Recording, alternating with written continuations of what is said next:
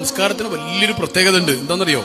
നിസ്കാരത്തിന്റെ പ്രധാനപ്പെട്ട ഒരു പ്രത്യേകത, ബാക്കിയുള്ള പല കാര്യങ്ങളും അള്ളാഹു ജിബ്രീൽ മുഖേന അയച്ചു കൊടുത്തതും മറ്റൊക്കെയാണ്. നിസ്കാരം അങ്ങനല്ല. അള്ളാന്റെ അടുത്തേക്ക് ഗസ്റ്റ് ആയിട്ട് കൊണ്ടുപോയില്ലേ?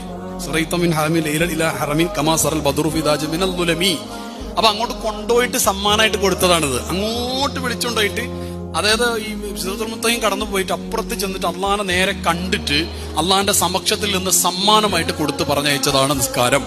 ഈ നിസ്കാരം പരമപ്രധാനമാകുന്നു. മറ്റുള്ള ഒരു കർമ്മം പോലും അല്ല.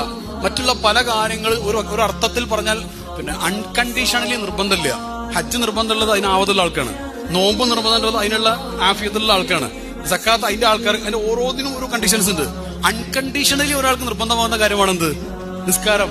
ആൾക്ക് എഴുന്നേക്കാൻ കഴിയില്ലേ? വേണ്ട, ഇരുന്നാൽ മതി, നിസ്കരിക്കണം. ആൾക്ക് ഇരിക്കാൻ കഴിയില്ലേ? കുഴപ്പമില്ല, കിടന്നാൽ മതി, നിസ്കരിക്കണം.